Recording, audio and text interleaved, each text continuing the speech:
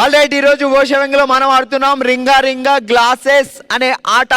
ఎలా ఆడాలంటే ఇది 2 టీంలు ఆడతారు. ఒక్కొక్క టీమ్ లో 3 మెంబర్స్ ఉంటారు. ఇలా ముగ్గురు హత్తుకొని ఒకళ్ళనొక్కళ్ళు ఇలా గట్టిగా పట్టుకొని ఉంటారు అనమాట. రివర్స్ కౌగిలి అనమాట అది. సో అలా పట్టుకొని టర్న్ అవుతూ ఇక్కడ పిరమిడ్ క్రియేట్ చేయాలి. మీకు 10 గ్లాసులు ఇచ్చాం, మీకు 10 గ్లాసులు ఇచ్చాం. 4, 3, 2, 1 అలా పిరమిడ్ రావాలి. మీరు ఒక గ్లాస్ ఇట్టి మూవ్ అవ్వాలి, మీరు ఇంకో గ్లాస్, మీరు ఇంకో గ్లాస్. ఇచ్చేది 1 మినిట్ టైం. సో మీరు ఫాస్ట్ గా పిరమిడ్ క్రియేట్ చేస్తారా, మీరు ఫాస్ట్ గా పిరమిడ్ క్రియేట్ చేస్తారా అనేది చూడాలి. ఎవరు తక్కువ టైంలో చేస్తారో కూడా చూస్తా. 3, 2, 1 గో.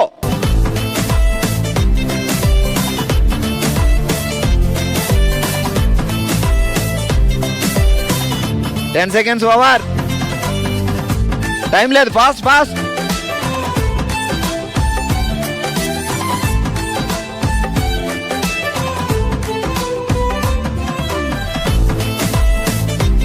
మో.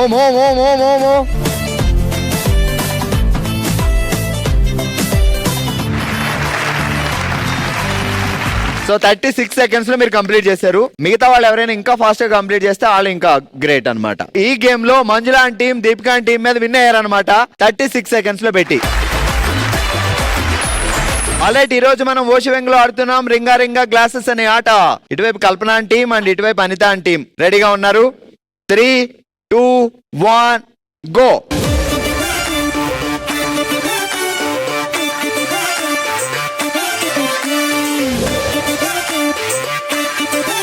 లాగేయండి అంతే పక్కోళ్ళని. మూవ్ అవ్వాలి.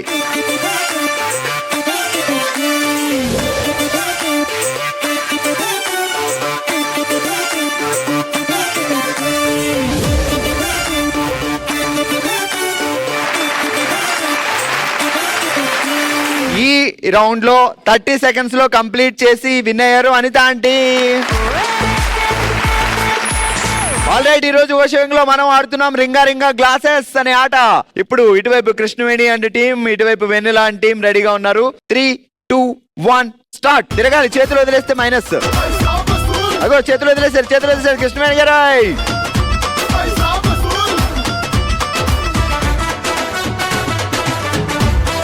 మరి 4ది ఎవరు ఎడతారు? రండి, చేతులు వదలొద్దు. అగో చేతులు వదిలేశారు.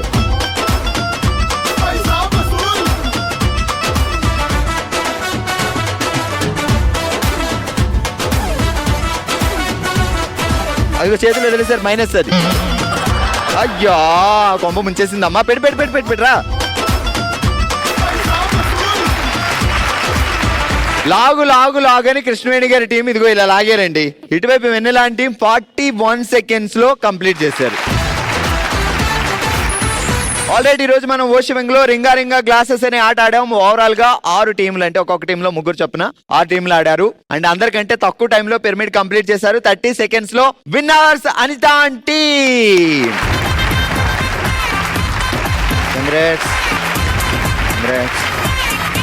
కంగ్రాచులేషన్స్, మీరు గెలుచుకున్నారు రాధాకృష్ణ సిల్క్ అండ్ టెక్స్టైల్స్ వారి gift vouchers. Already just 1 seconds తేడాలో 31 సెకండ్స్ లో కంప్లీట్ చేసి రన్నర్స్ గా నిలిచారు కల్పన ఆంటీ. కంగ్రాచులేషన్స్.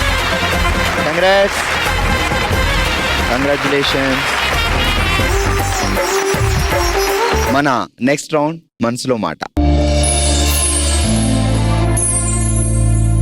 మనమే తన ఫ్యామిలీగా భావించి తన మనసులో మాటను మనతో షేర్ చేసుకోవడానికి ఇప్పుడు మన ముందుకు వస్తున్నారు సౌందర్య. ఇదంతా మన ఫ్యామిలీ, మన జెమినీ కుటుంబం. సో మీరు ఏం చెప్పాలనుకుంటున్నారు చెప్పండి. మాది లవ్ మ్యారేజ్. మా ఆయన వాళ్ళు ఇద్దరు. మేము లవ్ మ్యారేజ్ చేసుకున్న తర్వాత 5 months కి మా మామగారు మా ఆడబిడ్డకి పెళ్లి చేశారు. తను సేమ్ నా ఏజ్ అండి. పెళ్ళి అయిన 1 year లోపే చిన్న ఇన్సిడెంట్ జరిగింది. మేము పెళ్ళైన తర్వాత మేము బయట ఉండేవాళ్ళం, బిజినెస్ చేసుకుంటూ ఉండేవాళ్ళము. మా ఆడబిడ్డ వాళ్ళు మా మామ వాళ్ళు అందరూ పల్లెలోనే ఉండేవాళ్ళు. వాళ్ళు వ్యవసాయం చేసుకుంటూ ఉండేవాళ్ళు. మేము బయట బిజినెస్ చేస్తున్నాము. ఒక రోజు నైట్ 10 కాల్ చేశారు మాకు. ఏం జరిగింది ఏమి మాకైతే తెలియదు. మా ఆయన ఫోన్ లిఫ్ట్ చేశాడు. లిఫ్ట్ చేసి మాట్లాడారు. తనకి ఏం చెప్పారో కానీ నాకు తెలియదు. తొందరగా రండి, ఇంటికి వచ్చేయండి అన్నారు. మా పల్లికి మేమున్న చోటికి దగ్గర 30 కిలోమీటర్స్ అలా డిస్టెన్స్ ఉంటుంది. నైట్ 10 అవుతుంది. అప్పుడు నాకు చెప్పలేదు మా వారికి తెలియదు. రండి అంటే ఏం జరుగుతుందో ఏమో తెలియకుండా భయపడతా వచ్చినాము. ఇంటి దగ్గరకు వచ్చి చూస్తే ఎవరు లేరు.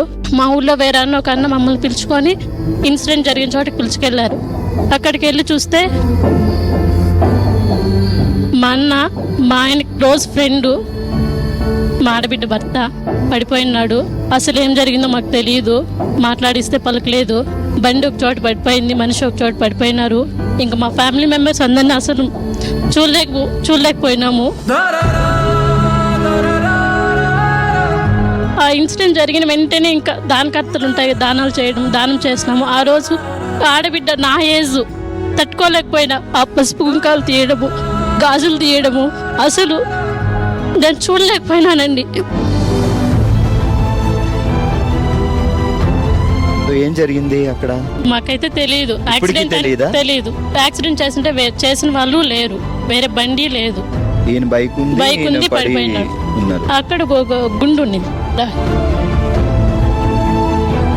ఎన్ని ఇయర్స్ అయింది మా ఇది జరిగి? 4 years అయిపోతుంది. మళ్ళీ మీ ఆడపడుచుకు మళ్ళీ పెళ్లి చేసాం సార్. ఆడపిల్లగా పుట్టాలంటే అదొక ఇదేమో ప్రతి ఒక్క ఆడపిల్లకే తెలుసు ఆ బాధ. ఆ పసుపు కుంకాలు తీయడము, ఆ బాధ ఎట్లుంటుంది ఏమని. మళ్ళీ 1 yearకే మా మామగారు చనిపోయారు. అది ఆయన ఎట్లా చనిపోయినారు? సూసైడ్ చేసుకుని చనిపోయినారు. అంటే కూతురు ఇలా అయిందనే టెన్షన్ ఎట్లా చనిపోయినారు కానీ మేము పడిన బాధలు అయితే చెప్పలేము. అసలు ఆ పాపను అలా ఇంట్లో చూసుకొని ఉండలేము. నాకు పెళ్ళయింది, నేను మా భర్త బాగుంటాం. మమ్మల్ని చూస్తే అమ్మాయి ఎంత బాధపడుతుంది. అసలు దాన్ని మేము తట్టుకోలేకపోయినాము. తర్వాత మళ్ళీ ఇంకా ఆమెకి పూజాన్ని పిలుచుకొని వచ్చి మళ్ళీ పసుపు కుంకాలు పెట్టించి తర్వాత మ్యాచింగ్స్ చూసి పెళ్లి చేసాము. ఇప్పుడైతే తను చాలా హ్యాపీగా ఉంది.